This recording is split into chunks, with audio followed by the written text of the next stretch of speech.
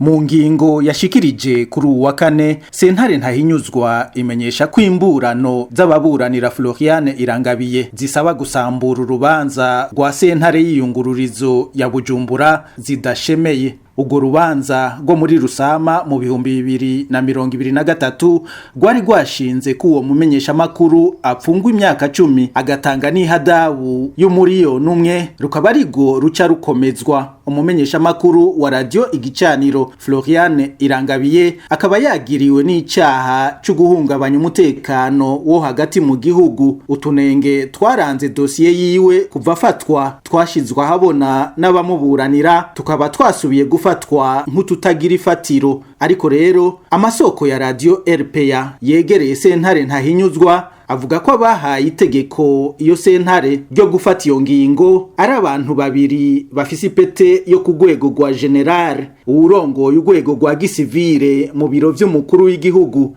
General Aloise Sindayihebura, hamwe n'utwara urwego rw'iperereza mu Burundi General Ildefonse Habarurema. General Aloise Sindayihebura ubakora mu biro vy'umukuru w'igihugu akaba ari nawe yafashe Floriane Irangabiye muri Myandagaro mu 2022. Ico gihe akaba yarajejwe umutekano wo hagati mu gihugu mu rwego rw'iperereza. Mugabe iyo ngingo y'igisata ca gasambura manza ca sentare ntahinyuzwa ikaba inyegeje imvo za politike zihishijwe n'abo ba generale babiri.